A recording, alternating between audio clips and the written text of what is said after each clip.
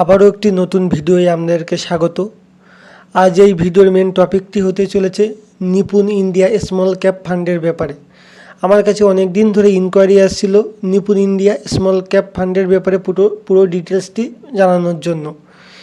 তার মধ্যে আপনাদের মেন যে ইনকোয়ারিটি আছে, যেমন এই ফান্ড আমাদের থেকে টাকা নিয়ে যে এই ফান্ড ম্যানেজার কোথায় ইনভেস্ট করছে, স্মল ক্যাপ কেন, এর রিস্ক কতটা, মেন এইগুলো জানার আছে। আর এর এক্সপেন্স রেশিও, এক্সিট লোডটা কত। তো চলে এসেছি নিপুণ ইন্ডিয়া স্মল ক্যাপের পুরো ডিটেলস নিয়ে। দেখুন, এই ফান্ডটি মেন যে আমাদের থেকে যে এসআইপির মাধ্যমে যত টাকা নিচ্ছে, এর fund manager main small cap স্টকে ইনভেস্ট করে, এই জন্য এর ফান্ডের নাম হলো স্মল ক্যাপ, ঠিক আছে। তো এর যত তাড়াতাড়ি এর গ্রোথ হবে, যদি মার্কেট ডাউনফল হয়, ঠিক তার এর ডাউনফলও খুব তাড়াতাড়ি হয়। এই জন্য দেখুন এখানে লিখে দিয়েছে ভেরি হাই রিস্ক। অন্য অন্য যেমন লার্জ ক্যাপ আছে, যেমন মিডিয়াম ক্যাপ আছে, তার থেকে স্মল ক্যাপের গ্রোথ খুব তাড়াতাড়ি হয়, আবার ডাউনফল হলেও খুব তাড়াতাড়ি হয়। এই জন্য এর ভেরি হাই রিস্ক লেখা থাকে। দেখুন এখানে লিখে দিয়েছে ভেরি হাই রিস্ক। এই ফান্ডটি মিনিমাম আপনি 100 টাকা এসআইপি দিয়ে স্টার্ট করতে পারেন। মিনিমাম 100 টাকা করে এসআইপি করে স্টার্ট করতে পারেন। এবার দেখি হোল্ডিং।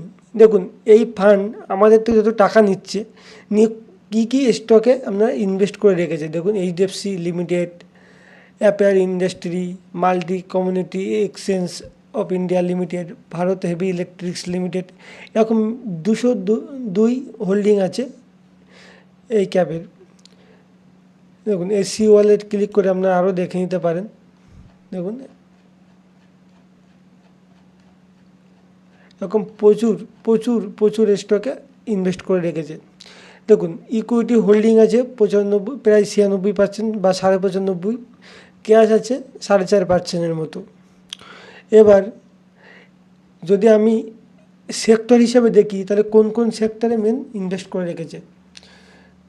যেমন ক্যাপিটাল গুডস সেক্টরে 20%, ফাইন্যান্সিয়াল সেক্টরে 13%-এর মতো, সার্ভিস সেক্টরে 11.5%-এর মতো, হেলথ কেয়ার সেক্টর আছে, কেমিক্যাল সেক্টর, কনস্ট্রাকশন সেক্টর আছে, অটোমোবাইল সেক্টর।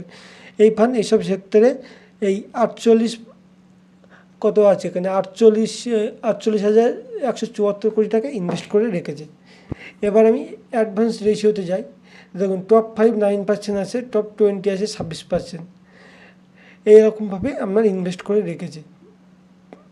যদি আমি রিটার্নের দিকে ভাবি যে এই ফান্ড কী মানে কত পার্সেন্টের রিটার্ন দেন, এবং প্রথম বছরে 54%, 3 বছর যদি আপনি এই এসআইপি করতে পারেন, তাহলে 26%-এর মতো রিটার্ন পাবেন।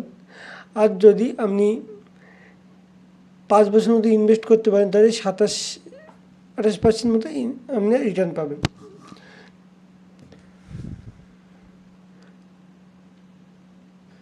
এটা আমরা ক্যাটাগরি এভারেজ হিসাবে আপনাদেরকে বললাম, ঠিক আছে। এবার আছে এর এক্সিট লোড বা এক্সপেন্স রেশিও। এক্সপেন্স রেশিও 67%, ঠিক আছে। 1%-এর নিচে থাকলে মোটামুটি ঠিকই আছে। আর এক্সিট লোড আছে 1%। এটা আপনার মিউচুয়াল ফান্ডে এটা দিতে হবে। আর গভর্নমেন্টের যত স্ট্যাম্প ডিউটি আছে এতটা লাগবেই। এখানে একটা ব্যাপার আছে, দেখুন, যদি আপনি 1 বছরের মধ্যে আপনি যদি এক্সিট করেন, তাহলে দেখুন 15% আপনার ট্যাক্স লেগে যাবে, গভর্নমেন্ট ট্যাক্স। কিন্তু 1 বছর পরে যদি 1 বছর হোল্ড করে নিলেন, 1 বছর পরে যদি আপনি যদি এক্সিট করেন, তাহলে দেখুন মাত্র 10% আপনার লাগবে। তাও আবার 1 লাখের বেশি যদি আপনার লাভ হয়, মানে আপনার যে টাকাটা আপনার রিটার্ন এসছে এক্সট্রা, যেটা আপনার প্রফিট, তার 1 লাখ টাকার বেশি হলে 10% লাগবে। এটা লক্ষ্য রাখবেন। তাহলে এই মেন হলো এই নিপুণ ইন্ডিয়া স্মল ক্যাপের মেন ডিটেলস এটাই আছে। আপনারা নিজের দায়িত্বে ইনভেস্ট করবেন, কারণ এইসব ফান্ড ভেরি হাই রিস্ক হয়ে থাকে। তো যতটা পারেন বুঝে শুনে ইনভেস্ট করবেন, আর অ্যাক্টিভ থাকবেন। শেয়ার মার্কেটে সবসময় অ্যাক্টিভ থাকা খুবই দরকার, কারণ মার্কেট আছে, আপ ডাউন চলতে থাকে। যদি ভিডিওটি ভালো লাগে, অবশ্যই চ্যানেলটিকে সাবস্ক্রাইব করবেন।